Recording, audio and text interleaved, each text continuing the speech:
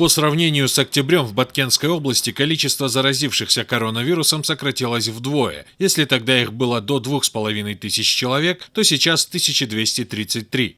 Ноябрь айына 1257.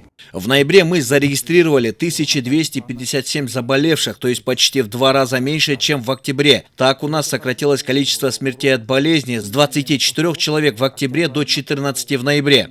В связи с этим в области начали переходить на традиционный режим обучения. До этого в некоторых школах области разрешено было посещать уроки только ученикам 1, 9 и 11 классов. На основании проведенного мониторинга начнут работать 213 школ. Из них 49 перейдут на полноценное традиционное обучение. Ну а вопрос возобновления традиционного обучения с января в профтехлицеях, вузах и других учебных заведениях был рассмотрен на заседании областного штаба. 1 декабрьна карата 213 мектеп. С 1 декабря начали работать 213 школ. На сегодняшний день там учатся 42 856 детей. Как только начнется полноценная учеба, с 1 по 4 классы будут обеспечены школьными обедами. Кроме этого, образовательные учреждения на сегодня обеспечены углем на 81%. Для обеспечения нужд местного населения в области работает 72 стационарных и 50 мобильных пунктов реализации твердого топлива. Базарларда көмірге болгон баларды турукташ. На уровне местных и районных администраций созданы комиссии, которые следят за тем, чтобы реализаторы на рынках не завышали цены. Совместно с сотрудниками антимонопольного комитета они проводят рейды.